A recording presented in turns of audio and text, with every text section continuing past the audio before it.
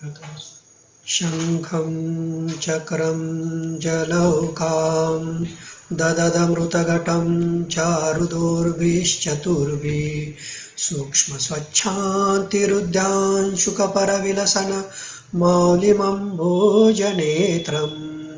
कालाम्बोदोज्ज्वलाङ्गं कटितटविलसच्चारुपीताम्बराढ्यं वन्दे धन्वन्तरिं तं निखिलगदवन प्रौढदावाग्निलीलं प्रौढदावाग्निलीलं प्रौढदावा।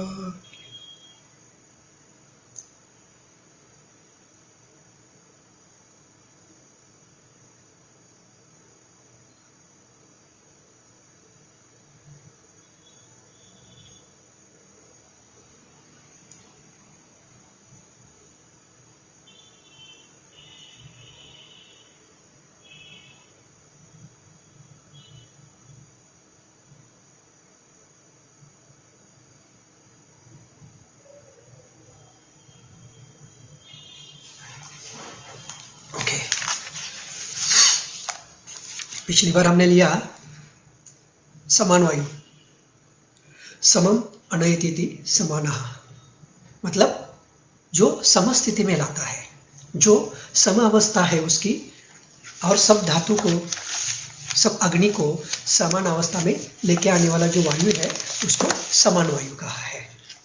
आज हम जाएंगे उदान वायु, और उदान वायु के बारे में जानेंगे कि उसकी व्याप्ति क्या है और वो किस हिसाब से उसका कार्य क्षेत्र है। अगर उदान वायु के बारे में अभी देखा, उसका श्लोक है निरुक्ति, उदानो नाम यस्तु ऊर्ध्वम उपैति पौनोत्तम। देखिए, इसको पौनोत्तम कहा है, मतलब सर्वश्रेष्ठ वायु में सर्वश्रेष्ठ कौन सा है? ये पौनोत्तम उदान वायु है। कैसा है? ये ऊर्ध्व गति में है। हमें ये पता है कि प्राण की गति कैसी है, सृष्टि से लेकर शरीरांतर्गत जो गति है वो प्राण की गति है, और शरीर से लेकर सृष्टि की तरफ जो गति है वो उदान की गति है। मतलब जो परमात्मा है, जो परमात्मा से हम अंदर जो हम उसको हम ले रहे हैं उसके हिसाब से प्राण की गति है, और हम उसके तरफ जा रहे हैं या उसके जैसे हो रहे हैं, वो हमें जो करवा रहा है वो परमात्मा की तरह मोक्ष की तरफ लेके जाने वाला जो वायु है वो उदान वायु है। सर्वश्रेष्ठ मतलब क्या? ऊर्ध्व गति। अभी अगर हम जो श्लोक देख रहे हैं, आगे जाके जब कार्य का श्लोक आएगा तो उसमें सब में देखा कि उसकी गति कैसी है, ऊर्ध्व गति। वाक प्रवृत्ति ऊर्ध्व गति, जो उसका बाकी का जो कार्य वर्ण है वो ऊर्ध्व की गति, मतलब गति भी उसकी ऊर्ध्व गति की तरफ है। ये कार्य भी ऐसा ही कर रहा है। जैसे अभी उसका स्थान देखो, उरस्थानम उदानस्य, उसका संचार क्षेत्र क्या है? नासा नाभि गलाश्चर्य। फिर वाक प्रवृत्ति प्रयत्न ऊर्जा बल वर्ण स्मृति क्रिया। अभी देखिए उरस्थानम उदानस्य, अभी उरस्थानम उदानस्य मतलब जब हम कहते हैं तो उसका स्थान उर है, तो उर में हम ऐसा ही लेंगे क्या? अभी देखिए उसका संचार की नासा नाभि गला, मतलब नाभि है, नासा है, कंठ है, इतना ही संचार क्षेत्र है क्या उसका? उरस्थानम उदानस्य मतलब जो उर में आ रहे हैं, उर में क्या क्या है? हृदय होगा, फुफ्फुस होगा, अन्न नलिका होगी, जो प्राणव स्रोतस के हिसाब से प्राणव स्रोतस नलिका होगी, उसके हिसाब से जो मसल्स हो गए, स्नायु हो गए, कंडरा होगी, रक्तवाहिनी होगी, जो जो उर स्थान में आता है वो सब उदान का कार्यक्षेत्र, उदान का स्थान है। मतलब उदान में जो जो अवयव है, जो जो रक्तवाहिनी है, जो जो स्नायु के हिसाब से संधि अस्थि जो जो है, सब उरस्थानम उदान से उसका स्थान है। और कार्यक्षेत्र में वो नाभि कंठ और जो संचार क्षेत्र है नासा में उसका संचार क्षेत्र है। मतलब ये अब देखिए यह ऐसी है कि प्राण क्या कर रहा है? प्राण पंच ज्ञानेंद्र से कोई विषय ग्रहण कर रहा है। अब उदान क्या कर रहा है? वही जो ग्रहण किया हुआ वो व्यक्त कर रहा है स्मृति के हिसाब से। मतलब यह ऐसी गति है प्राण की कि तो जो कुछ है वो ग्रहण है और उदान जो कुछ है वो व्यक्त कर रहा है। यही व्यक्त अवस्था मतलब क्या है, जैसे अभी जब हम एक एक जब लेंगे, जैसे वाक प्रवृत्ति, स्मृति, ऊर्जा, बल, वर्ण, ये सब समझ में आएगा। इससे समझ लो कि अगर कोई भी चीज हो, कोई भी जन्म के हिसाब से हो, कितने भी सालों के हिसाब से, अगर कोई भी हमें व्यक्त करना है, हमें उसको बाहर निकालना है, तो उसके लिए उदाहरण ही इम्पोर्टेंट है। जो योगी लोग हैं पिछले जन्म का बता देते हैं, कोई योगी लोग होते हैं कुछ सालों का बता देते हैं। वो कौन सी प्रेरणा है, क्योंकि उस पीछे के हिसाब से हमें जो कार्य कर रहा है वो व्यक्त करने के लिए जो है उदान वायु, ये उदान वायु कार्य कर रहा है। उदान वायु के हिसाब से ये सब चल रहा है। हम अभी इसका कार्य के हिसाब से थोड़ा आगे जाते हैं। अब इसका देखिए, वाक प्रवृत्ति, प्रयत्न, ऊर्जा, बल, वर्ण, स्मृति, क्रिया, ये तो है, लेकिन इसके हिसाब से क्या है, तेन भाषित गीतादि अभिप्रवर्तित विशेषो अभिप्रवर्तते। मतलब जो भाषा के लिए यूजफुल है, जो हम गान गाते या गीत गाते हैं, उसके लिए जो वायु लगता है वो है उदान वायु। हम कोई भी भाषा बोलते हैं उसके लिए उदान वायु है, हम गाते हैं उसके लिए उदान वायु। इसके लिए सबसे इंपॉर्टेंट अभी हम लेंगे उसका कार्य में वाक प्रवृत्ति। अभी वाक प्रवृत्ति ये चल रहा है, तो वाक प्रवृत्ति के हिसाब से हम वागेंद्रिय और वाकेंद्रिय दोनों चीजें अलग है। वागेंद्रिय मतलब क्या है, अगर कोई भी हम चीज बोलने चाहते हैं, वागेंद्रिय में कौन से चीजें आती है, इसमें मुख आएगा, कंठ आएगा, और अनुनासिक वर्ण होते इसलिए नासिका भी आएगी। ये मुख में तो जीवा और सब आएंगे, ये वागेंद्रिय जो है जहां उदान वायु का कार्य हो रहा है। ये वागेंद्रिय के साथ साथ वाकेंद्रिय, वाकेंद्रिय कौन सा है, हमारी जिह्वा है, उसके ऊपर भी इसका कार्य होता है। अब ये वागेंद्रिय और वाकेंद्रिय वाक प्रवृत्ति के हिसाब से कैसे कार्य कर रहे हैं। अब यहां देखिए कि ये शब्द की जो उत्पत्ति है, वाक उत्पत्ति कैसे होती है, किस हिसाब से वो कार्य कर रहा है। तो ये जो प्रत्यक्ष शब्द की उत्पत्ति होती है ये कैसी है, आत्मा का मन से संयोग होता है, मनो का इंद्रिय से संयोग होता है, और इंद्रिय का विषय से सन्निकर्ष होता है। और यह सन्निकर्ष होने के बाद मन उदान वायु को प्रेरणा देता है, और उदान वायु ये वाक प्रवृत्ति करता है। लेकिन इसका सबसे इंपॉर्टेंट यह है कि पाणिनि जो है उन्होंने एक बहुत बढ़िया इसके लिए बताया है। मैं थोड़ा आपको ये बता देता हूं। पाणिनि शास्त्र के अनुसार आत्मा बुद्ध्या समेत्य तार्थान मनो युक्ते विवक्षया मन कायाग्नि महंती स्र प्रेरयति मारुतम मारुतसी चरण मदम मंदम जनयति स्वरम। मतलब यह क्या है, आत्मा क्या करता है, बुद्धि हमें क्या बात करनी है, हमें कौन सी बात नहीं करनी है, कौन सा योग्य है कौन सा अयोग्य है, ये कौन करता है, बुद्धि। अब ये प्रत्यक्ष में आने के बाद ये मन को प्रेरणा देती है, और मनो को प्रेरणा देने के बाद मन क्या करता है, ये व्यक्त होने के लिए ये कायाग्नि को प्रेरणा देता है। वायु वात उत्पत्ति मतलब वाग उत्पत्ति के लिए, वाणी उत्पत्ति के लिए कायाग्नि इंपॉर्टेंट है जहाँ, और वो कायाग्नि उदान वायु को प्रेरणा देता है, और ये उदान वायु फिर ये शब्द व्यक्त करता है। देखिए आत्मा बुद्धि को, बुद्धि ये देखिए ये जो कार्य क्षेत्र है ये उदान वायु के अंदर आता है। उदान वायु कैसे कार्य कर रहा है, देखिए आत्मा बुद्धि, बुद्धि मन, और मन कायाग्नि। अभी यहाँ कायाग्नि कैसे आ गया, अब ये कायाग्नि ये कार्य कर रहा है, और कायाग्नि का हिसाब से देखिए आचार्य सुश्रुत ने बताया वाचो अग्नि, मतलब इस वाणी का ये कर्मेंद्रिय का अधिदैवत अग्नि है, ऐसे सुश्रुत आचार्य कहते हैं। मतलब जब तक कायाग्नि अच्छा नहीं है तब तक वाणी और वाक प्रवृत्ति अच्छी नहीं होगी। देखिए कोई लोग है बीमार है बहुत, उनकी अग्नि कम है, धात्वाग्नि बल है, राजक्षमा ऐसे, इसमें देखिए शब्द कैसे आ रहे हैं, स्वर कैसे आ रहे हैं, वाक प्रवृत्ति कैसी है, क्षीण है।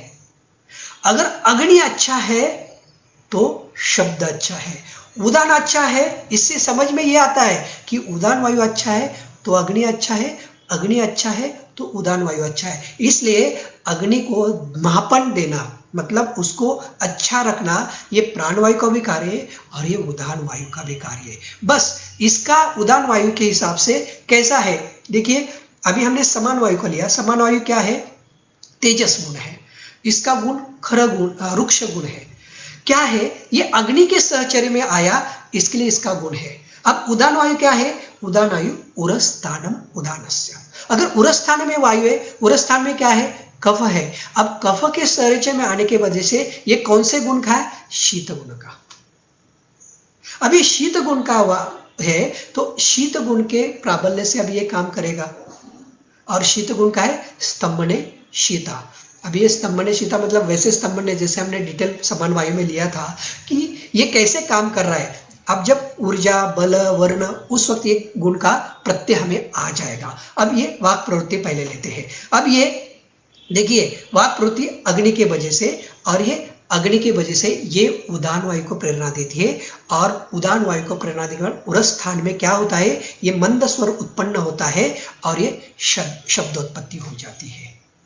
कैसे आ गई, आत्मा, बुद्धि, मन, मन से कायाग्नि, कायाग्नि से उदान वायु, फिर ये उत्पत्ति हो रही है। अब ये उत्पत्ति कैसी हो रही है, देखिए अब ये उत्पत्ति होना, ये जो है उत्पत्ति, हम कहते हैं कि ये जो शब्द की उत्पत्ति है 4 शब्द है, मतलब परा, पश्चंती, मध्यमा, वैखरी, ऐसे हिसाब से ये उत्पत्ति हो रही है। परा, परा ये शब्द क्या है, ये जो उत्पत्ति है नाभि प्रदेश में उत्पन्न हो रहा है, लेकिन ये जो कोई बोल रहा है उसी को ही समझ में आती है। जो व्यक्ति है व्यक्ति को ही समझ में आती है, नाभि में उत्पन्न हो रही है, कायाग्नि की प्रेरणा से नाभि में परावाणी उत्पत्ति हो रही है। उसके बाद पश्चंती, ये पश्चंती क्या है, उर प्रदेश में अल्प व्यक्त हो रही है। अब यहां तक अल्प व्यक्त है। फिर परा पश्चंती मध्यमा, मध्यमा मतलब अब ये कंठ में आ रही है। अब ये कंठ प्रदेश के यहाँ अब इसका जो शब्द का वो उत्पत्ति है। फिर वैखरी जो मुंह से लेकर जब जो जिह्वा और ये सब है वो व्यक्त हो रहा है। अब वो परा पश्चंती मध्यमा वैखरी, ये कार्य के हिसाब से अभी वो कर रहा है। अभी देखिए इसमें हम एक एक चीज ले लेते हैं। इसमें ये जो काम कर रहे हैं अभी, इसके हिसाब से हम कोई वर्ड ले लेते हैं। कंठ्य वर्ड है, कौन से है, क ख ग घ कंठ्य वर्ड है। अभी जो तालव्य है च छ ज ज, अभी दंत है त थ द ध न। ओठों के हिसाब से हम लेते हैं प फ ब भ।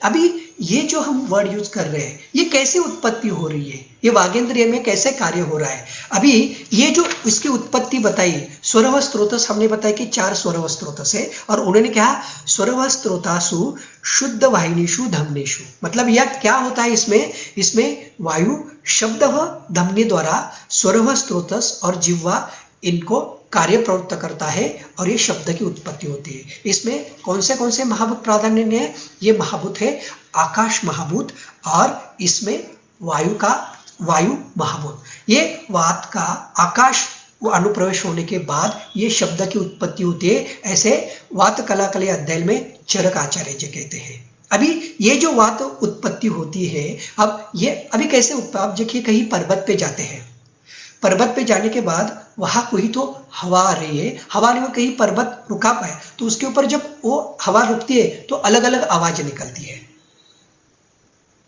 कोई अलग अलग से आवाज। क्योंकि कैसा है, जब आकाश है अगर वहां कोई वायु को गति को कोई अवरोध हो जाता है, वो वायु को गति का अवरोध हो जाता है, तब ये शब्द उत्पत्ति होती है। ये वायु है उदान वायु।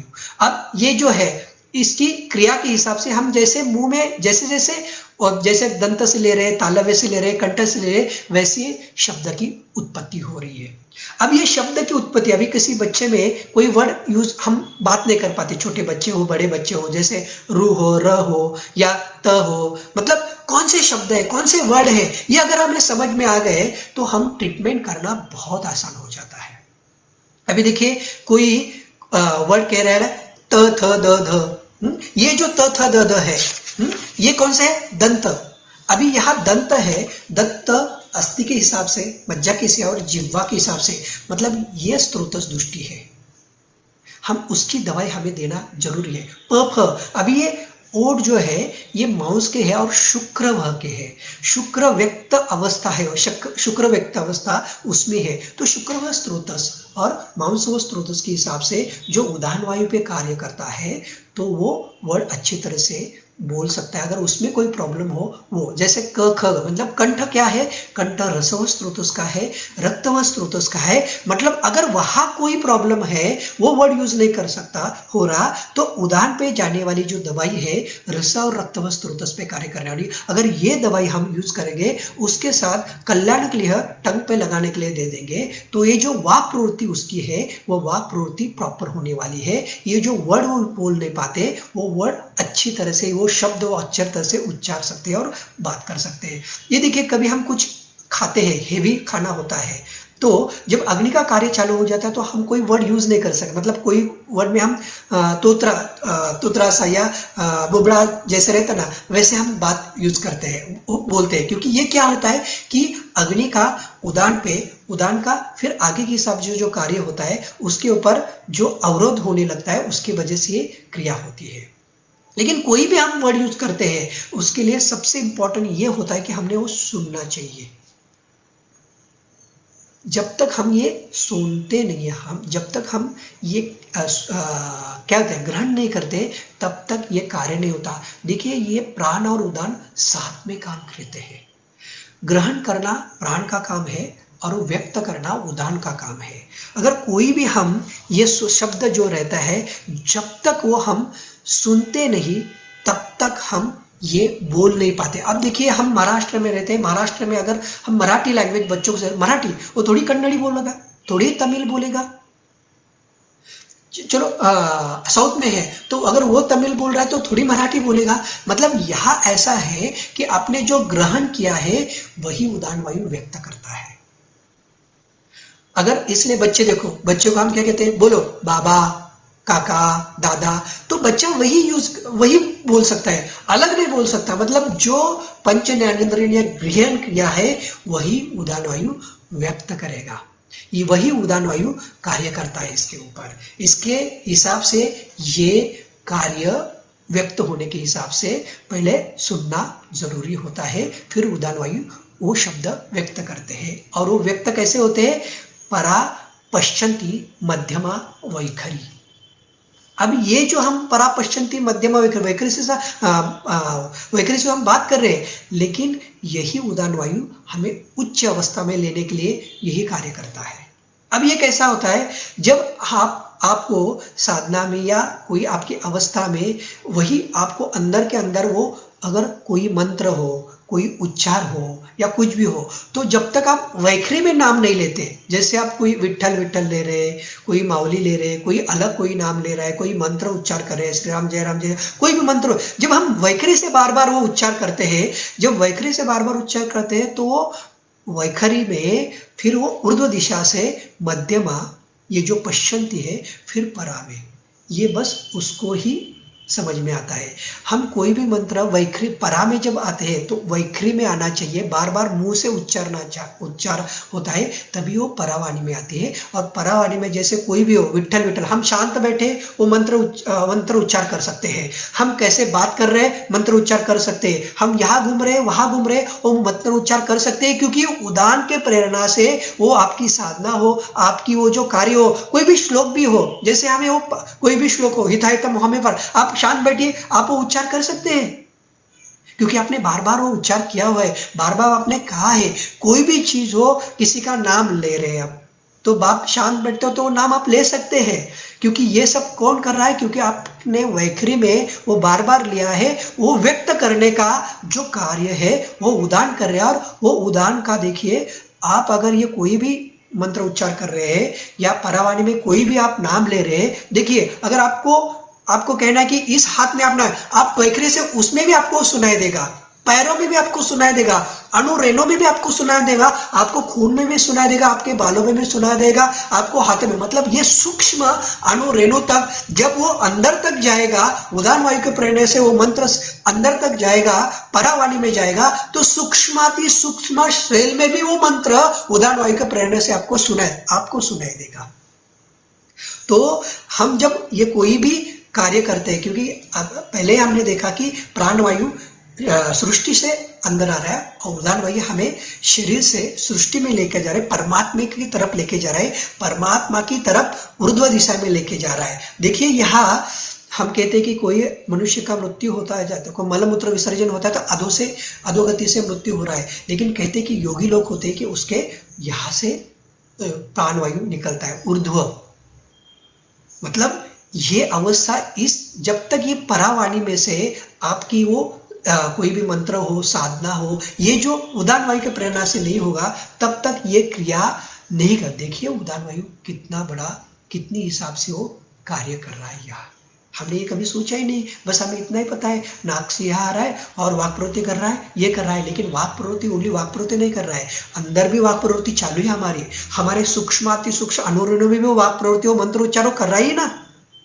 अगर आप विठल विठल ले तो अंदर विठल विठल चालू है सब। आप बात करें तो अंदर आप देखिए, आप आंखें बंद मत करो, आप बातें करते करते आप अंदर जो कोई बोल रहा है तो आप बंद, वो उदान वायु काम कर रहा है, वो वाक प्रवृत्ति अंदर भी चालू है। मतलब वाक प्रवृत्ति मुंह से आ रही है ऐसा नहीं है, वाक प्रवृत्ति ये जो है अंदर सूक्ष्म अति सूक्ष्म यहाँ से भी उसकी क्रिया हो रही है। वही काम ये प्राणवायु कर रहा है, सॉरी उदान वायु कर रहा है। ये वाक प्रवृत्ति, प्रयत्न, ऊर्जा, बल, वर्ण, स्मृति, क्रिया। अभी ये कैसे समझ में आएगा कि अंदर चल रहा है? तो इसके जो वाक प्रवृत्ति के जो प्रकार बताए हैं, कौन से प्रकार है? भाषा रूप और घोष रूप। अभी भाषा रूप तो हमें पता है कि अभी हम बात कर रहे हैं, घोष रूप मतलब क्या है? और घोष रूप का हिसाब से इन्होंने बताया कि द्वभ्या भाषते घोषा द्वभ्या घोष करोति। अब घोषश्च तद विपरीत अव्यक्त शब्दः, मतलब अव्यक्त शब्द मतलब घोष। अव्यक्त मतलब क्या? व्यक्त नहीं हो रहा, आप बात नहीं कर रहे हैं, लेकिन अंदर जो चल रहा है वे अव्यक्त रूप से है, वो घोष रूप से अंदर नाद चल रहा है। आपके अंदर जो नाद, ब्रह्म नाद जो चल रहा है, वो कोई मंत्र का हो, कोई किसी के नाम का हो, किसी का कुछ भी हो, वो जो अंदर नाद चल रहा है वो नाद किसका है? वो घोष किए कौन कर रहा है? वो उदान वायु कर रहा है। आपकी साधना या आपका कोई भी क्रिया हो उस लेवल पे लेके जा रहा है, वो कौन लेके जा रहा है? ये उदान वायु लेके जा रहा है। मतलब वाक प्रवृत्ति ओनली ऊपर नहीं, वाक प्रवृत्ति अंदर भी चल रही है और वही काम ये उदान वायु कर रहा है। ये उस हिसाब से, इसलिए अगर वाक प्रवृत्ति के लिए कोई प्रॉब्लम आया हो तो ये स्त्रोतस का याद रखिए। बच्चे में कोई बात करने में कोई वर्ड यूज नहीं करा तो तालव्य है, दंते है, कंठे है या ओष्ठजन्य है, वो देख लीजिए। वो वर्ड अगर वो नहीं बोल पा रहा तो उसके साथ उस स्त्रोतस की उदान वायु पे जाने वाली क्रिया, वो दवाई दे दीजिए। और अब उदान वायु पे जाने वाली दवाई कैसे यूज करेंगे? उदान वायु पे कैसे, कौन सी दवाई जाती है, ये तो हमें समझना चाहिए। अरे यहाँ तो बस बताए कि वातग्न दवाई, फिर ये वातग्न दवाई उदान वायु पे कार्य कैसे गति? अभी देखिए इसमें है वाक प्रवृत्ति, प्रयत्न, ऊर्जा, बल, वर्ण, स्मृति, क्रिया। अब देखिए ये जो सब क्रिया है वो बाहर की तरफ जैसी है, ये कार्य इसका सबका साथ में वाक प्रवृत्ति में बल पे रहता है, बल वाक प्रवृत्ति पे रहता है, ऊर्जा वाक प्रवृत्ति रहती है। जब तक ऊर्जा अच्छी नहीं, वाक प्रवृत्ति आप अच्छा नहीं कर पाएंगे।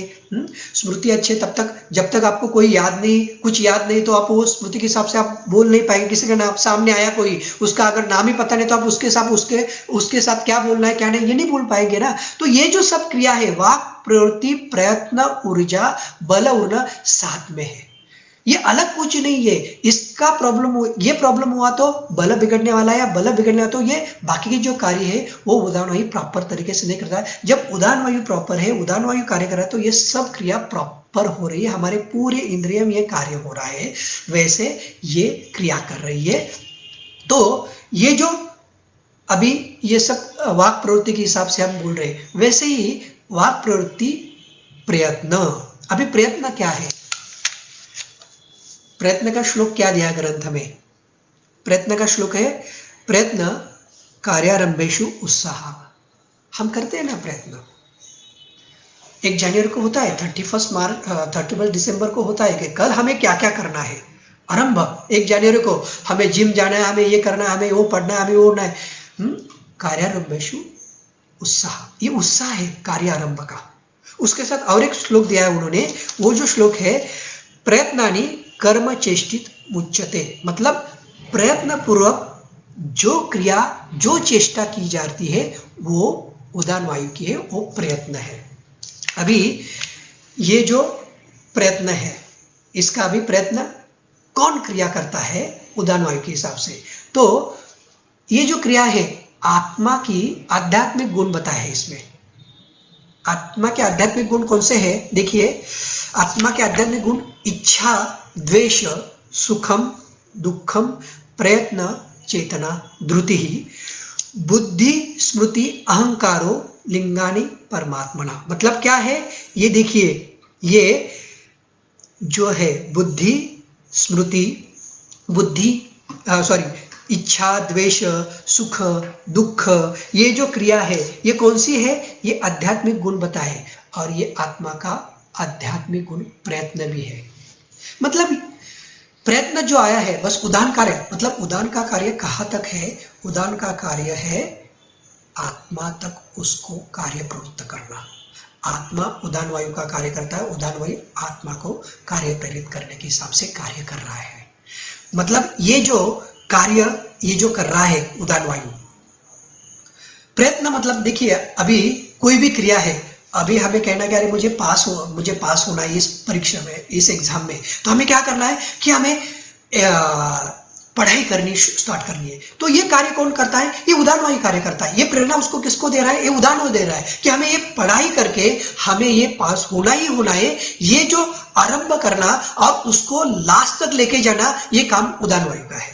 जैसे हमें जिम में जाना है, लेकिन एक दिन कार्यारंभ करना, ये तो उदान वायु कार्य, फिर ये लास्ट तक प्रयत्न करके पूरा कंप्लीट करना, ये भी उदान वायु का कार्य है। मतलब आप जिम को जा रहे हैं, हमने 3 महीने जिम लगाई है, तो 3 महीने का पैसा भी उनको दिया है, तो 3 महीना तक सुबह या जो टाइमिंग फिक्स किया है वहां तक जाके वो प्रयत्न करना, वो कार्य करना, वो हमें जो चाहिए हो हमें मिलने के हिसाब से जो कार्य करना, ये काम कौन करना है? ये काम कर रहा है ये उदान वायु कार्य करना है। और ये प्रयत्न किस हिसाब से? उसके 2 टाइप बताए हैं। एक तो जीवन पूर्वक प्रयत्न, ये भी उदान वायु कर रहा है, और इच्छा द्वेष पूर्वक प्रयत्न।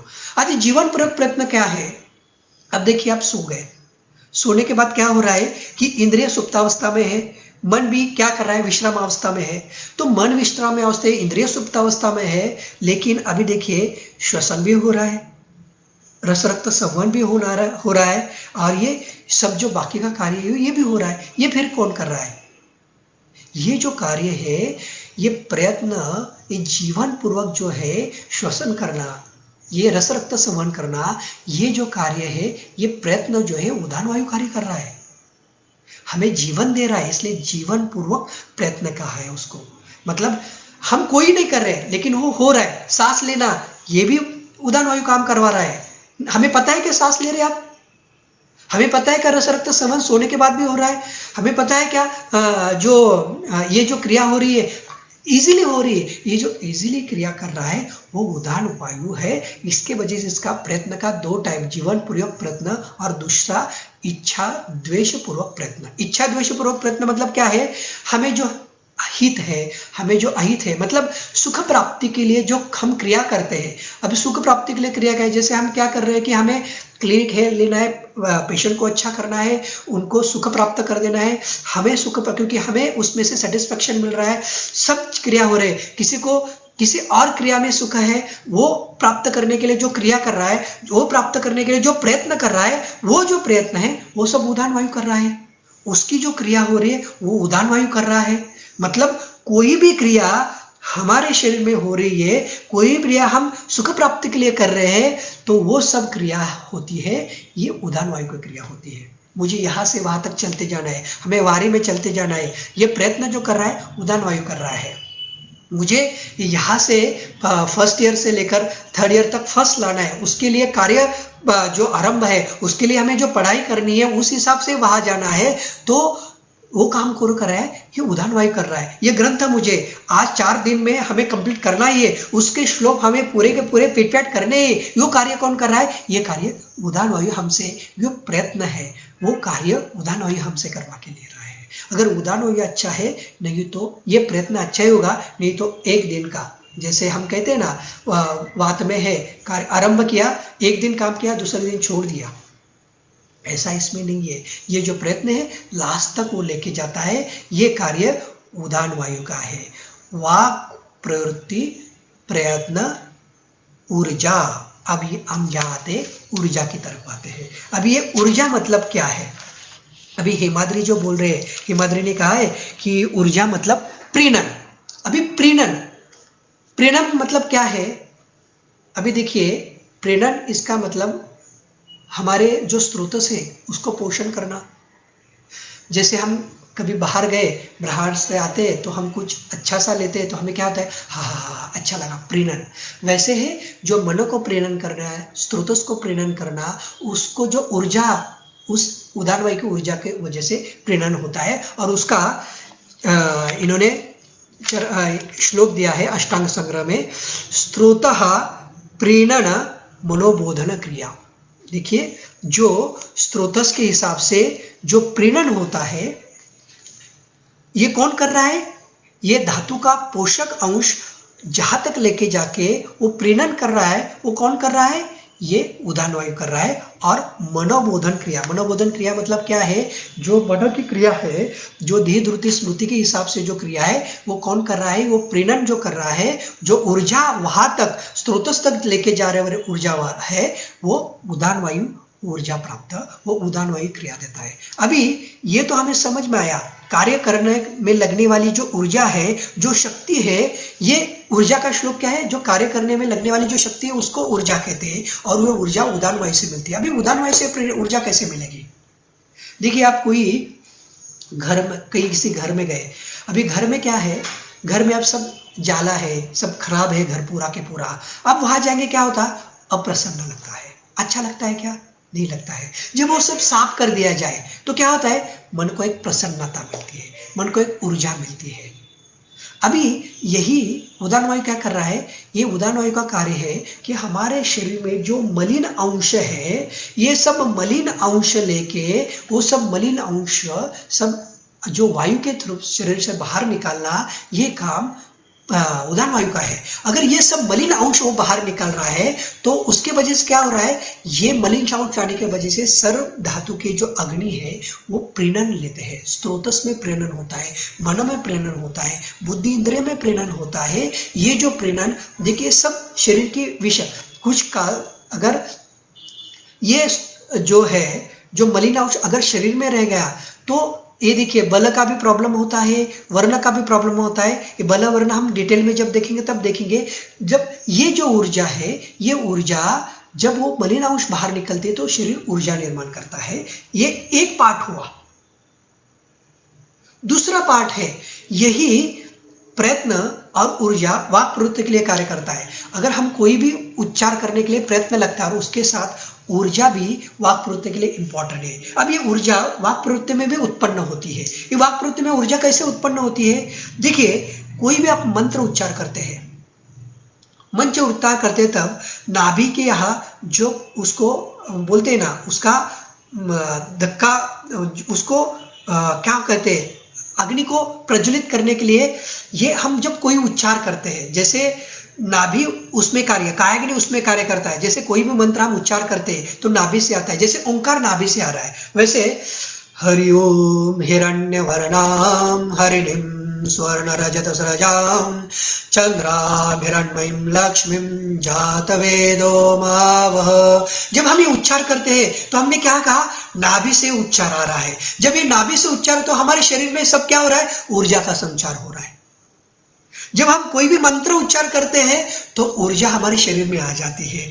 कोई भी मंत्र हम वाक प्रवृत्ति से उच्चार करते हैं तो वो ऊर्जा हमें मिलती है। वो ऊर्जा हमें मिलती है तो सब स्रोतों को प्रेरण होता है, मन को प्रेरण होता है, धातु को प्रेरण होता है ऊर्जा से। अब इसका एक थोड़ा सा एक एग्जाम्पल ले लेते हैं। देखिए, कोई सोल्जर है, कोई सोल्जर युद्ध के लिए जा रहा है, लेकिन उसमें बल ताकत इतनी है कि कोई ऐसे है कि 10,000 सोल्जर है और किसी के साथ, किसके पास ओनली 5,000 या 2,000 सोल्जर है, और 2,000 सोल्जर लेके 10,000 सोल्जर के लिए जा रहे हैं। तो युद्ध के लिए गए हैं, लेकिन युद्ध को जाने से पहले क्या कहते हैं वो? हर हर महादेव, मतलब उच्चार कर रहे हैं, तो उसमें क्या है? ऊर्जा। उनमें ताकत नहीं है क्या? उनमें बल नहीं है क्या? उनमें तो इतना बल है कि एक एक साथ 10-10 सोल्जर को मारे दूसरे, है ताकत। फिर भी वो उच्चार क्यों कर रहे हैं? क्योंकि जब ये उच्चार कर रहे हैं तो उच्चार करने के बाद उसमें ऊर्जा संचारती है, ऊर्जा आती है। जैसे हम जैसे कोई बात करते हैं तो हम क्या होते हैं, जय भवानी, जय शिवाजी, जब हम ये उच्चार करते हैं तो ऊर्जा आती है, और ऊर्जा आने के बाद पूरे बॉडी में जो बल है, बल की ताकत बढ़ती है, और स्रोतों में प्रेरणा होने के बाद वो संचार होता है हमारे शरीर में, और ये ऊर्जा हमारे सातों अग्नि, जो धात्वाग्नि है, जाठाग्नि है, पंचधातुक अग्नि, उसको ऊर्जा प्रदान करती है और बल प्रदान करती है शरीर को, और हमारा आयु बढ़ाती है। अभी आयु कैसे बढ़ाती है? चरक आचार्य कहते हैं कि जब हम कोई ग्रंथ का पाठ करते हैं, ग्रंथ का और कोई श्लोक पाठांतर करते हैं, अब जब कोई ग्रंथ का पाठ हम करते हैं या कोई श्लोक हम बार बार उच्चारते हैं तो उसमें आयु कैसी बढ़ेगी? ये मैं नहीं कह रहा हूं, आचार्य चरक आचार्य कहते हैं। तो आयु कैसे बढ़ेगी? जब हम ये उच्चार करते हैं तो उसमें क्या होता है, बार बार ये मंत्र का उच्चार हो, श्लोक का उच्चार हो, श्लोक का उच्चार होने की वजह से ये क्या होता है, ये हमने कहा कि उदान और कायाग्नि दोनों का इतना संबंध है। जब उदान अच्छा होता है तो कायाग्नि अच्छा होते हैं, कायाग्नि अच्छा होता है तो हम उच्चार अच्छा कर सकते हैं। जब कायाग्नि अच्छा हो तो हमारे जो शब्द है, हमारे वर्ड जो है अच्छी ताकत से बाहर आते हैं। जब हम हमारी जो वर्ड है अच्छी ताकत से बाहर आते हैं तो उसका इफेक्ट जो है, उदान वायु का जो इफेक्ट है वो कायाग्नि पे भी आता है, और कायाग्नि के हिसाब से जब अग्नि प्रज्वलित हो जाता है, अग्नि अच्छा होता है तो उसमें क्या होता है, साय और पित्तर धरा कला, मज्जा धरा कला। इसमें क्या होता है, अग्नि अच्छा होता है तो मज्जाधारा कला अच्छी होती है, मज्जाधारा कला अच्छी होती है तो हमारे हिसाब से मज्जा कहाँ है, मज्जा उत्पत्ति जो उसके सेल उत्पत्ति होती है वो ग्रहणी में है, और जो मज्जा है वो ब्रेन में है। हम जो समझे मेंदु किससे तैयार होता है, मज्जे से तैयार हुआ है, लेकिन उसकी उत्पत्ति ग्रहणी में है। अगर ग्रहणी में उत्पत्ति है और हम स्मरण से वो क्या होता है, मज्जाधारा कला अच्छी हो जाती है, तो मुझे देखिए पित्तधारा कला अच्छी हो रही है, मज्जाधारा कला अच्छी हो रही है, वो जब ये अच्छा हो रहा है तो हमारी आयु बढ़ने ही वाली है। सब धात्वाग्नि अच्छे हो रहे हैं क्योंकि हमारे सब समावस्था में होते हैं, समानाग्नि में अच्छा हो रहा है, अग्नि में अच्छा हो रहा है, तो हमारी आयु क्यों नहीं बढ़ेगी? इसलिए मंत्र उच्चार करने से हमारे सदगुरु कहते थे, हमारे गुरु कहते थे, जैसे हम ज्ञानेश्वरी का पारायण करते हैं या हम गुरु चरित्र का पारायण कहते हैं, हम ये पारायण हम जो 16 जो शुद्ध भाव से शुद्ध नहाने के बाद जब करते हैं, वैसे अगर हमने वाग्भट का पारायण किया, हमने चरक आचार्य जी का चरक संहिता का पारायण किया, सुश्रुत संहिता का अगर पारायण किया, तो हमें वो उस वक्त अगर उसका पारायण करते हैं, जैसे हमने न्यायेश्वर का पारायण किया, जैसे हमने गीता का पारायण किया, वैसे ही ये ग्रंथ है, ये ग्रंथ का हम पारायण करते हैं, वही फलश्रुति हमें मिलती है, वही फलश्रुति हमें हमारी आयु बढ़ाने के लिए, हमारी ऊर्जा बढ़ाने के लिए, हमारा बल बढ़ाने के लिए ये उपयोग होता है। हम कोई भी पारायण करते तो हम कंटिन्यू बात करते हैं, तो देखिए कभी भी ये देखिए कि हम जब पारायण करते हैं तो उस वक्त दूसरे दिन हम जब मल विसर्जन करते हैं तो दूसरे दिन मल विसर्जन करते हो तो उसमें जो मल होता है ताम्र पीता होता है, इसकी वजह से अग्नि ने प्रॉपर कार्य किया, पचन का कार्य प्रॉपर किया, धात्वाग्नि कार्य प्रॉपर किया, धातु से आने वाले मल पक्वाश में अच्छा आ रहे, उसके वजह से वो मल जा रहा है, उसका उसमें जो आ रहा है ताम्र पित्त, मतलब पूरे शरीर में जब हम वाक प्रवृत्ति करते हैं, मंत्र उच्चार करते हैं, ये क्रिया करते हैं, तो ये क्रिया प्रॉपर तरीके से हो रही है। मतलब देखिए ऊर्जा कितना बड़ा कार्य ये उदान वायु हमारे शरीर के हिसाब से वो कर रहा है। वाक प्रवृत्ति, बल, वर्ण, ये जो है ऊर्जा का, अभी ये ऊर्जा के हिसाब से हम और थोड़ा आगे वाक प्रवृत्ति, बल, वर्ण, ये जो श्लोक के हिसाब से हम देख रहे हैं, वाक प्रवृत्ति, प्रयत्न, ऊर्जा, बल। अब हम बल की तरफ जाते हैं। अब इसका बल के हिसाब से क्या है, बल का उसका कार्य, बल तो हम देखते हैं, हमने अभी देखा कि स्तंभने शीता, स्तंभने शीता मतलब आप देखिए आपको कोई आपके वेट के हिसाब से एक्स्ट्रा उठाना है तो आप क्या करते हैं, आप क्या करते हैं, साफ जो है अंदर जमा के रखते हैं। आप छोड़ दीजिए सांस, आप उठा पाएंगे कि देखिए बल का प्रत्यय आएगा। फिर समझ में आता है कि उदान वायु मांस में है, स्नायु में कार्य कर रहा है, कंडरा में कार्य कर रहा है, हड्डियों में कर रहा है, वहां कर रहा है। हम कोई भी जिम में कोई लोग जाते, जिम में जाते हो, अगर कोई आपको 250 केजी उठाने तो आप क्या करते हैं, फिर सांस लेके आप वही उठा रहे हैं, सांस छोड़ के उठाने की कोशिश कीजिए, आप उठा पाएंगे? नहीं उठा पाएंगे। तो इसमें इसका उदान वायु जब स्तंभने शीता हम उसको रोक के रखते हैं तो उसका बल का प्रत्यय आता है और ये बल प्रत्यय करता है। लेकिन बल का बहुत बड़ा विस्तृत वर्णन आचार्य चरक ने किया, चरक आचार्य ने किया है। उसका मैं आपको एक श्लोक बताता हूं, उन्होंने बताया हुआ, सुश्रुत आचार्य ने, सॉरी। बल लक्षणम बलक्षय लक्षणम चात ऊर्ध्वम उपदेश्याम यत्परम तेजस्तात् खलु ओजः तदेव बलम इति उच्यते।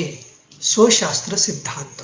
देखिए उन्होंने क्या कहा है, ये जो श्लोक में उन्होंने कहा है, रस से लेकर शुक्र तक परम उत्कृष्ट तेज है, उसे ओज कहते हैं, और उस ओज का दूसरा नाम बल है, सुश्रुताचार्य कहते हैं।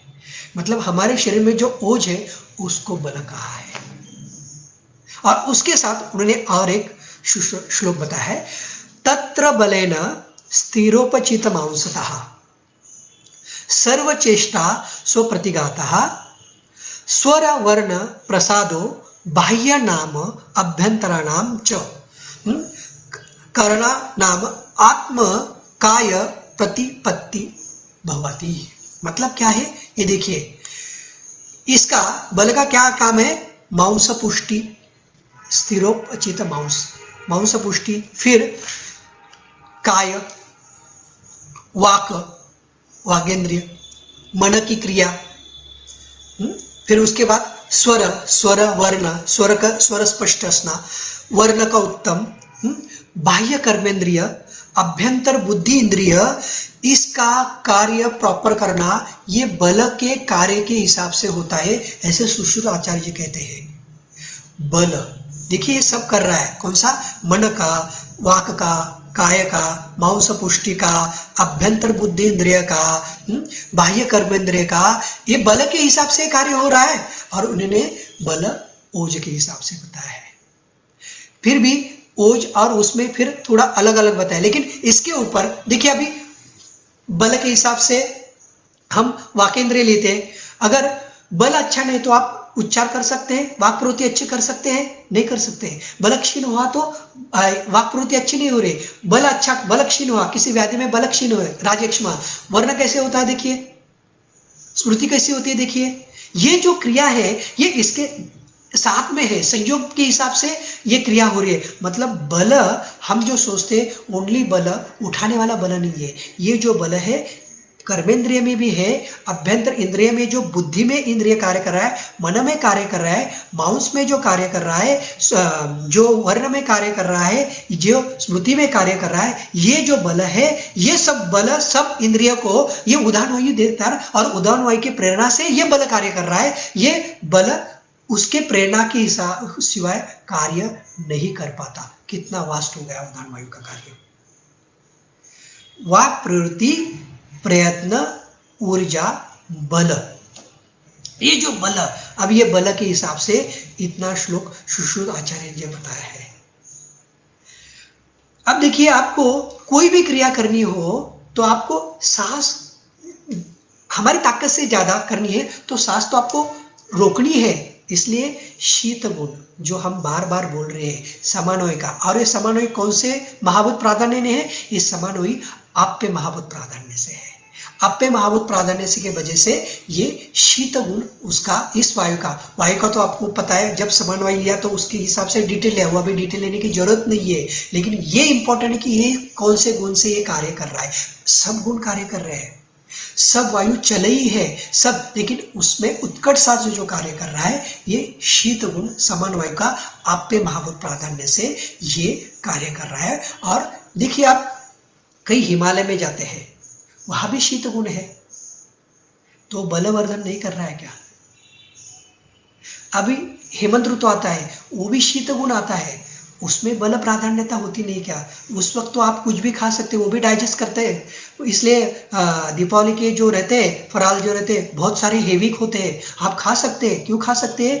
क्योंकि वो जो शीत वायु है वो क्या कर रहा है, शीत वायु अग्नि को अंदर रखे अग्नि प्रज्वलित भी कर रहा है और आपके शरीर का बल भी प्राधान्य से बढ़ा रहा है, और ये सब जो क्रिया बल की है वो खुद कर रहा है। वाक प्रवृत्ति, प्रयत्न, ऊर्जा, बल, वर्ण, हम जाएंगे वर्ण के हिसाब से।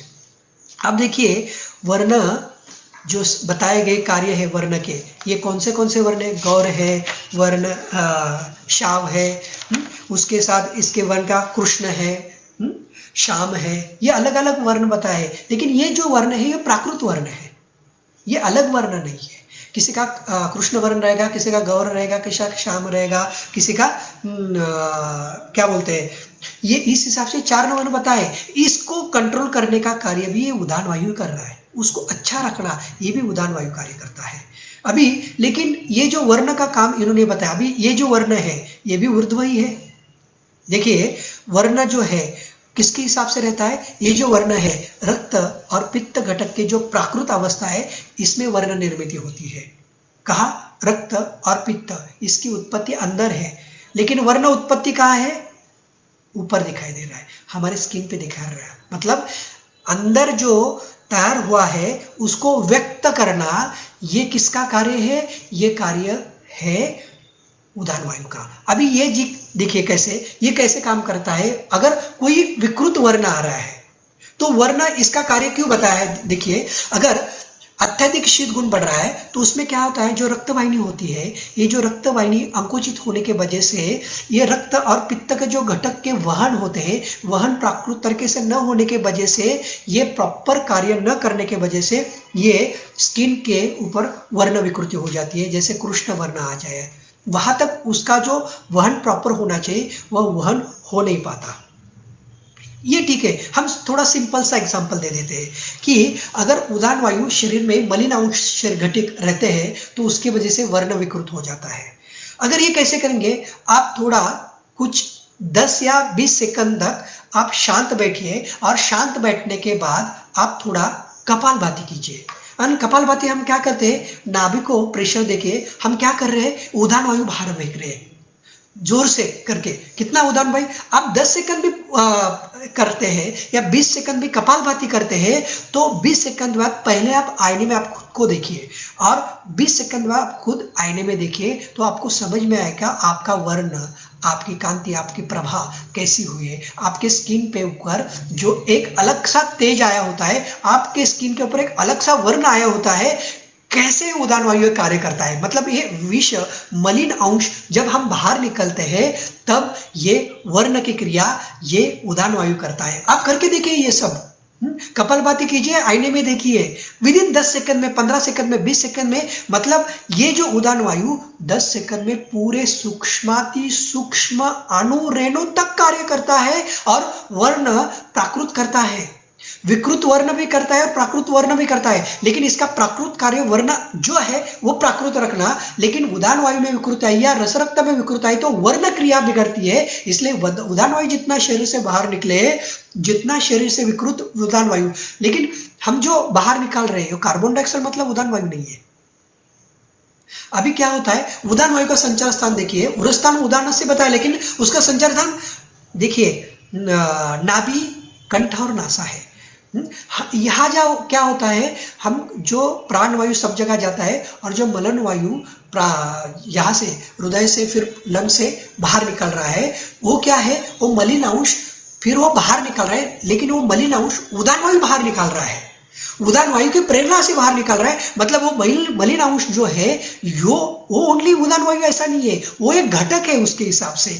वो उदान वायु पूरे शरीर में कार्य कर रहा है, वहां से वो लेके आ रहा है और वहां से वो निकाल रहा है उसको, और कार्य नाभि के यहाँ से वो कार्य कर रहा है। इसलिए अप्य महाभूत और शीत गुण से जो हम लंग भी कर रहे हैं या हार्ट भी जो क्रिया कर रही है उसको बाहर निकालने के हिसाब से जो क्रिया कर रहा है वो कौन कर रहा है, वो उदान वायु कर रहा है। वाक प्रवृत्ति, प्रयत्न, ऊर्जा, बल, वर्ण, स्मृति। अभी हम जाते हैं स्मृति की तरफ। अभी स्मृति मतलब क्या है? स्मृति मतलब स्मृति के हिसाब से डल्लन ने उसका श्लोक दिया है, स्मृति पूर्वानुभूतस्य अर्थस्य स्मरणम। मतलब स्मृति का क्या अर्थ है? जो पूर्वानुभूत, जो अपने जो कार्य है वो स्मृति के हिसाब से याद रखना। दूसरा है अनुभवजन्य ज्ञानम स्मृति। ये कौन कह रहे? सुश्रुत शारीस्थान में बताया है। फिर और एक है अनुभूत विषया संप्रोषः स्मृति, ये बताए। अब चरक शारीस्थान में बताया है दृष्ट श्रुतानुभूतानां स्मरणात् स्मृतिरुच्यते। मतलब देखे हुए, सुने हुए अनुभूत विषय को स्मरण करना मतलब स्मृति है। अभी देखिए, देखे हुए और सुने हुए, अभी ये स्मृति का कार्य क्या? देखिए, मतलब जो सुना है उसको याद करना। मैंने उस वक्त कहा था कि पंच ज्ञानेंद्रिय से क्या हो रहा है? विषय ग्रहण करना। ये किसका काम है? प्राणवायु का कार्य है। फिर उसको याद रख के योग्य समय पे वाक प्रवृत्ति में वो लाना, ये काम उदान वायु का है। ज्ञान ग्रहण करना प्राणवायु का है, और स्मृति रूप से ज्ञान बाहर निकालना ये उदान वायु का कार्य है। अब देखिए, इसलिए ये उदान वायु प्रतिलोम गति के हिसाब से कारण ज्ञान, पूर्व जन्म का अन्य ज्ञान हो, ये स्मृति के हिसाब से संग्राही ज्ञान हो, कौन सा भी ज्ञान हो, कितने सालों का ज्ञान हो, वो ज्ञान व्यक्त कौन करता है? ये उदान वायु काम कर रहा है। मतलब ये अनुभूत विषय, अभी ये क्या है? ये देखिए, मानव का विकास स्मृति पर है, निर्भर है। मानव का विकास स्मृति के ऊपर कैसे निर्भर है? देखिए, ये देखिए, जिस व्यक्ति के अंदर जितना पूर्वानुभव है और वो संचित रहता है, उसे आत्म प्रकाशन और उन्नति में सहायता देती है। देखिए, हम कहते हैं हाँ मैंने तो इतने बारिश देखी है, हमने इतनी बारिश देखी है, मतलब क्या? हमें इतने सालों का अनुभव है, और इतने सालों का अनुभव हमारे स्मृति में है। इसकी वजह से हम क्या कहते हैं? कुछ लोगों को हम अनुभव, अरे आप ये करो, आप ये ना करो, ऐसे कोई गुरु बता देते, कोई सदगुरु बता देते, उनके हिसाब से बता देते। क्योंकि कोई हमारे दोस्त भी है, वो बता देते कि आप ये मत करो। हमारे माता पिता भी बता देते कि आप ये, क्योंकि उन्होंने बहुत सालों से कुछ अनुभव लिया है, वो स्मृति में रखा है, और वो कहते कि उस वक्त ये आपको बता देते कि आप ये करो और ये ना करो। ये अनुभूत हिसाब से वो बता रहे हैं आपको, और वो व्यक्त होना ये काम वो उदान वायु करती है। और ये स्मृति के हिसाब से उदान वायु के इन्होंने दो स्मृति के हिसाब से बताए, उसके प्रकार भी बताए। एक जो है वो है भावित स्मृति। भावित स्मृति मतलब क्या है? इन्होंने भावित स्मृति में दो चीजों में बताया, स्वप्नावस्था में बताया, और अभावित स्मृति है जो हम रेगुलरली स्मृति में यूज करते हैं। भावी स्मृति मतलब क्या है? दो टाइप में बताए, एक तामसी और एक राजसी। तामसी मतलब क्या है? स्वप्नावस्था में क्या होता है? स्वप्नावस्था में आप कुछ भी देखते हैं, ये हुआ वो हुआ, नंतर नींद में जब आप उठते हैं, नींद से जगते हैं, उसके बाद आपको कुछ याद नहीं होता। ये तामसी भावी स्मृति है। और जो राजसी स्मृति होती है, हम जागृतावस्था में हम जो देखते हैं, जो कुछ भी हो हम जागृतावस्था में देख रहे हैं, और वही स्वप्नावस्था में होता है, फिर हमें वो याद आती है, उसको राजसी भावित स्मृति कहते हैं। मतलब स्मृति भी ऐसी है, स्वप्नावस्था में स्मृति के हिसाब से बताया है। अब अभावित स्मृति, अभी अभावित स्मृति क्या है? ये पूर्वानुभव से जो बताई गई है जागृतावस्था में, हम पूर्वानुभव, अभी कोई चीज है कि चलो हमें कोई एक दोस्त याद आ गया, कुछ किसको बात करते उसके साथ रहने वाला दोस्त आ गया, ये क्या हुआ? पूर्वानुभव स्मृति। अगर कोई छात्रों को हम देखते हैं तो कोई छात्र के हिसाब से हमें क्या, एक अच्छा वाला छात्र याद आ गया। हम किसी से बात करते तो हम हमारे एक दोस्त से बात कर रहे हैं तो क्या, हमारे साथ आने वाले हमारे और एक चार जो दोस्त उस साथ में रहते थे उनकी याद आ गई। मतलब उस वक्त उस व्यक्ति की याद आना मतलब क्या है? अभावी स्मृति। मतलब हमें जब हम कोई एग्जाम देते हो, हमारे कोई क्वेश्चन आ गया तो क्वेश्चन जो पढ़ा हुआ है पीछे, जो पढ़ा हुआ है उस वक्त याद आता है। देखिए कभी भी देखो, हम एग्जाम देते हैं, एग्जाम देते हो तो आप एग्जाम से एक दो दिन पहले इतनी रट्टा मार के हम पढ़ाई करते हैं, वो करते हैं हम, लेकिन एग्जाम देते हो तो हमें ऐसा होता है कि अरे हमने जो 6 महीने वाले पढ़ा हुआ है या 2 महीने वाले पढ़ा है वो याद आता है। ये अभावी स्मृति है। वो कौन करता है? अगर उदान वायु अच्छा है, उदान वायु प्रॉपर है, उदान वायु की क्रिया प्रॉपर है, तो उस वक्त ये याद आता है। इसलिए एग्जाम के वक्त जब हम कोई श्लोक बार बार पठन करते हैं वाक् प्रवृत्ति के हिसाब से, तो जितना पठन करते हैं और जितना याद रखते हैं स्मृति के हिसाब से, उतना वो उस वक्त याद आता है। नहीं तो क्या होता है, हमने अगर बस पठन किया लेकिन स्मृति के हिसाब से अगर हमने वो याद बार बार नहीं रखा तो हम वो भूल जाते हैं। ये अभावी स्मृति, ये कौन कर रहा है? ये कर रहा है ये उदान वायु। अगर कोई चीज है, मतलब ये उदान वायु स्मृति के हिसाब से ओनली यहाँ काम नहीं कर रहा है, वो यहाँ हमारे मज्जा है, जहाँ मेंदु है, मस्तिष्क है, वहां भी कार्य कर रहा है। यहाँ हृदय का कार्य जो है, हृदय मतलब ओनली ये हृदय नहीं लेना है, हृदय मतलब मस्तिष्क भी है। यहाँ स्मृति के हिसाब से जो कार्य हो रहा है, ये कार्य कौन कर रहा है? ये काम कर रहा है उदान वायु। ये उदान वायु के प्रेरणा से सब कार्य हो रहा है। और ये धारणा मतलब ये स्मृति कोई ग्रहण करना, उसका स्मरण करना और प्रत्याभिज्ञान है। ये व्यक्ति जो है, मैंने देखा हुआ है, वो व्यक्ति ये है। नहीं तो कोई तो हमने सुना है, चलो हमने गाना सुना, कोई पुराना वाला गाना सुना, अरे हाँ ये वो गाना है। हमने कोई एक हीरो देखा, फिर हमने बाद अरे ये हीरो मैंने ये वहां देखा था। ये जो स्मृति का वहां तक लेके जाके वो क्रिया याद रखने का काम कौन कर रहा है? ये जो कार्य कर रहा है, ये कौन कार्य कर रहा है? ये कार्य कर रहा है उदान वायु। ये उदान वायु का कार्य, और उदान वायु प्रेरणा से ये कार्य हमसे करवा के ले रहा है, और ये स्मृति के हिसाब से वो कार्य कर रहा है। इसलिए ये कौन सा है उदान वायु? परम। वायु में परम कहा है? वायु में श्रेष्ठ, सर्वश्रेष्ठ। क्यों कहा है फिर सर्वश्रेष्ठ? बाकी कुछ वायु का सर्वश्रेष्ठ क्यों नहीं कहा? इसलिए उदानो नाम ये क्या है? पौनोत्तम, सर्वश्रेष्ठ। क्योंकि अभी ये देख रहा है कि हमने उदान वायु बस हमें बाहर निकलने के, लेकिन ये क्रिया आत्मा लेकर, मस्तिष्क के लेकर, बुद्धि से लेकर, मन से लेकर, इंद्रिय से लेकर, कर्मेंद्रिय लेकर, अभ्यंतर, ये सब जगह वर्ण से लेकर सेल तक सब जगह कार्य करने का कौन काम कर रहा है? ये कार्य कर रहा है कौन? ये उदान वायु। ये उदान वायु काम करता है। इतना सर्वश्रेष्ठ कार्य ये हमारे हिसाब से वो कर रहा है। देखिए हम कोई वाक् प्रवृत्ति करते हैं, ये किसको दिया है कार्य? ये ओनली मनुष्य प्राणी को दिया है। पक्षियों को दिया है? पक्षी बात कर सकते हैं हमारे जैसा? कोई प्राणी बात कर सकता है? नहीं, ये हमें ही दिया हुआ है। और मनुष्य प्राणी 80 लक्ष योनि में मनुष्य जन्म मिलता है, और 80 लक्ष योनि में मनुष्य जन्म किस लिए हमें मिलता है? मनुष्य जन्म मिलता है मोक्ष प्राप्ति के लिए। इसलिए आयुर्वेद में भी कहा है धर्मार्थ काम मोक्ष।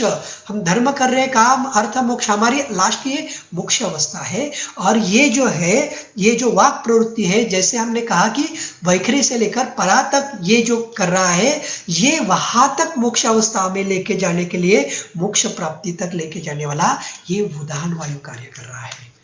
ये उदान वायु प्रेरणा दे रहा है, और उदान वायु क्रिया हमारे शरीर में वो करवा के ले रहा है। ये सर्वश्रेष्ठ पौनोत्तम है। इसलिए हमें इसके लिए ये श्रेष्ठतम कितना है ये इससे समझ में आ जाएगा। इसलिए उरस्थानम उदानस्य नास, उरस्थानम मतलब ये सब उरस्थान के सब सूक्ष्म मांस स्नायु है। उरस्थानम उदानस्य नासा नाभि गलाचरित वाक् प्रवृत्ति प्रयत्न। अब प्रयत्न देखिए, दोनों हिसाब से मैंने प्रयत्न बताया आपको। प्रयत्न ऊर्जा, ऊर्जा कैसी तैयार करा है? मतलब बात करने के बाद भी ऊर्जा। आप कभी एकदम बात करते तो आपके ऊपर ऐसे कभी कभी बोलते इशारे आ जाते हैं या बाल खड़े होने लगते हैं। ये जो क्रिया है, ये ऊर्जा क्यों? अंदर ऊर्जा आने की वजह से हुआ ना।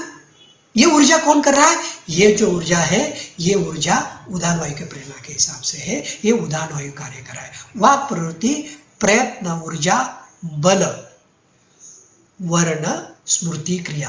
अब कोई भी उदान वायु पे कार्य हो रहा है। अब ये कार्य हो रहा है तो आप दवाई उसकी यूज कर सकते हैं। तो अभी ये जो दवाई है, जो जब हमने बताई ये दवाई कौन सी, बल्यगण यूज कर सकते हैं। जो बल्य गुण में आई हुई है, कवच है, कवच बीज है, यष्टि है, उसके साथ शतावरी है, विदारी है, ये जो अश्वगंधा है, शालीपर्णी है, ये यूज हम कर सकते हैं उदान वायु पे कार्य करने के लिए। और उस हिसाब से स्त्रोतस पे, मांसो स्त्रोतस पे इसमें से कौन सी दवाई है वो यूज कर सकते हैं। शुक्र स्त्रोतस पे उस पर कौन सी दवाई जाती है ये हम यूज कर सकते हैं। रक्त स्त्रोतस पे इसमें से कौन सी दवाई जा रही है यूज हम कर सकते हैं। क्योंकि कैसा है, अभी देखिए कंठे दवाई मतलब वाक्प्रोति जो है, वर्ण्यगण, अभी इसका कार्य है ना, बल्य कार्य है, वर्ण कार्य है। वर्ण जो दवाई है, चंदन है, केशर है, उशिर है, सारिवा है, मंजिष्ठा है, ये प्रियंगु है, ये वर्ण्यगण आचार्य जो बताया है। अब ये वर्ण्यगण से हिसाब से हम रक्तव स्त्रोतस पे, रसव स्त्रोतस पे सारिवा यूज कर सकते हैं। मतलब ये जो है ऐसे हमें दवाई निकालनी है और उसके हिसाब से हम वो दवाई देते हैं। तो आपको कुछ डोज में ही उसके रिजल्ट आएंगे, क्योंकि आपकी संप्राप्ति फिक्स हो गई है, आपका डायग्नोसिस फिक्स हो गया, उस हिसाब से आप वो दवाई दे रहे हैं। ये क्रिया, ये इस हिसाब से हमें मतलब स्मृति, मतलब स्मृति पे जाने वाली जो दवाई है तो उदान वायु पे कार्य कर सकती है। वैसे हमें सब समान, अपान, व्यान, उदान उसके ऊपर जाने वाली दवाई, ये तो देखिए वातग्न दवाई मतलब जो पक्वाशय पे उत्पन्न होना है उसके ऊपर दवाई दे, लेकिन वहां डायरेक्ट जो विशेष कार्य कर रहा है, विशेष कार्य जो करेगा तो इस हिसाब से हम उसकी दवाई हम निकाल सकते हैं। उस हिसाब से हम वो दवाई अपने रुग्ण के लिए, आप सबके कार्य अच्छा होने के लिए, वो हित अच्छा होने के, सुख प्राप्त करने के लिए ये हम दवाई दे सकते हैं। बीमार होने के बाद दवा देनी नहीं है, अच्छा रहने के लिए भी, हम स्वस्थ रहने के लिए भी ये दवाई हम यूज कर सकते हैं। ऐसा सर्वश्रेष्ठ हमने उदान वायु लिया। आपको अगर कोई भी प्रॉब्लम आता है, कुछ भी हो, मुझे मैसेज पे बात कीजिए, मुझे पूछिए। अगर उसमें से अगर कुछ समझ में आया, आपको मैं नंबर दे देता हूँ 98220599 9822059937, या क्लिनिक का नंबर भी मैं आपको बता देता हूँ 9806 00009804000080। ये क्लिनिक का नंबर है। अगर आपको कुछ भी पूछना है आप पूछ लीजिए। हम ऐसे ही एक एक वायु का लेके इतना सर्वश्रेष्ठ है। क्यों चरक आचार्य जी ओनली वात के 5 प्रकार बताए, ये हमें इसमें से समझ में आएगा। जब अगला लेक्चर हम लेंगे, हम प्राणवायु के ऊपर लेंगे, तो उसका सूक्ष्म जो है वो हम उसके ऊपर उसका उहापोह करके हम वो प्राणवायु समझ लेंगे। आज हमने लिया उसको, हम उदान वायु को इसलिए देखिए, कभी हम जो कोई मंत्र उच्चार करके किसी को भगवान को हम प्रसाद मतलब नैवेद्य दे देते, तो उसके लिए ये कहते हैं, देखिए जो ब्राह्मण जो प्राणाय स्वाहा, उदानाय स्वाहा, अपानाय स्वाहा, व्यानाय स्वाहा, समानाय स्वाहा, मतलब प्राणाय स्वाहा, अपानाय स्वाहा, व्यानाय स्वाहा, उदानाय स्वाहा, समानाय स्वाहा, इसकी क्रिया प्राणाय स्वाहा, अपानाय स्वाहा, उदानाय स्वाहा, व्यानाय स्वाहा, समानाय स्वाहा। मतलब ये देखिए प्राणाय स्वाहा, अपानाय स्वाहा, उदानाय स्वाहा, मतलब ये जो क्रिया, मतलब इसके हिसाब से, मतलब यही क्यों देता है, क्योंकि वो जो है प्राणवह, हम जो है अन्नवह, मतलब ये जो है, तो उस हिसाब से हम क्रिया कर रहे हैं। ये सर्वश्रेष्ठ है। इस वायु के हिसाब से हम मोक्ष तक या उस अवस्था तक जा सकते हैं। वो सब क्रिया पूर्ण प्रॉपर तरीके से उदान वायु की हो सकते हैं। इसलिए इस वायु को मैं प्रणाम करता हूँ। और ये उरस्थानम उदानस्य नासानाभिगलाचरित वाक् प्रवृत्ति, प्रयत्न, ऊर्जा, बल, वर्ण, स्मृति, क्रिया, इस सर्वश्रेष्ठ वायु को मैं प्रणाम करके, ये जो आयुर्वेद शास्त्र की जो सेवा में मेरे से हो रही है, इस वायु की जो सेवा मुझसे हुई, ये मैं सब सेवा मेरे सदगुरु जी के चरणों पे मैं अर्पण करके ये लेक्चर यही मैं अभी रोकता हूँ। नमस्ते।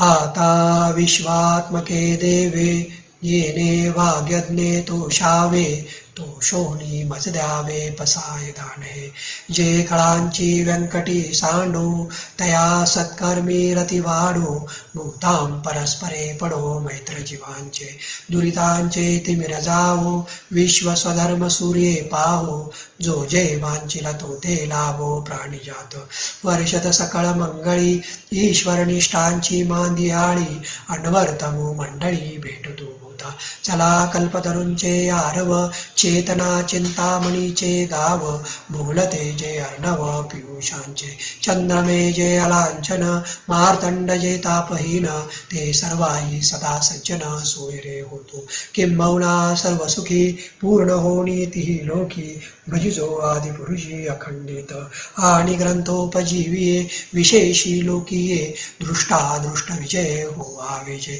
येथ म्हणे श्री विश्वेश्वराओ, हा होईल दान पसाओ, येणे वरे ज्ञानदेव सुख्या झाला, येणे वरे ज्ञानदेव सुख्या झाला, येणे वरे ज्ञानदेव सुख्या झाला.